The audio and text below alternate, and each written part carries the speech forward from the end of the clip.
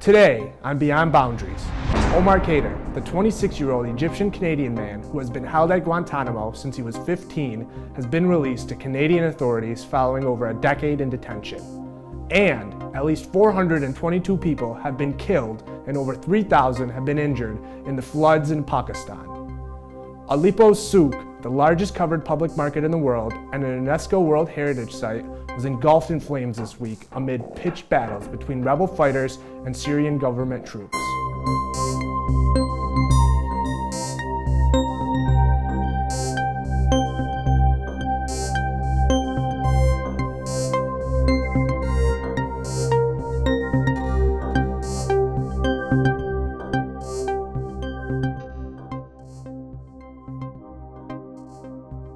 Welcome, I'm Yousef Taha. Omar Khadr is going home. Well, kind of.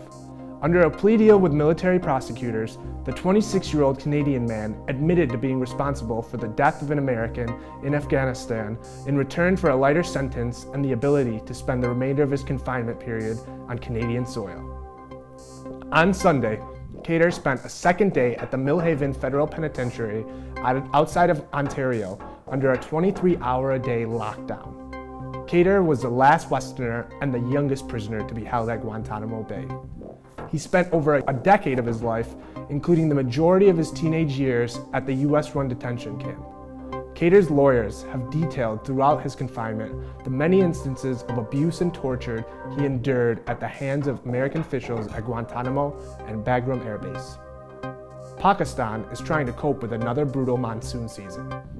Floods from monsoon rains have killed 422 people and left nearly 3,000 injured across Pakistan this season, a disaster agency spokesman said yesterday.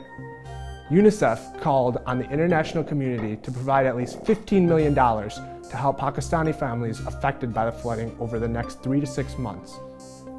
The UN agency said it has been helping with supplies of drinking water to people affected by floods in the provinces of Balochistan, Punjab, and Sindh. Pakistan is still reeling from the horrific floods that occurred in August 2010, which left a fifth of the country submerged by water and directly affected over 200 million Pakistanis. Last year, 444 people were killed in flood-related incidents. Fire swept through the old central Souq, or marketplace, of Aleppo on Saturday, damaging the UNESCO World Heritage Site, which dates back to the 14th century.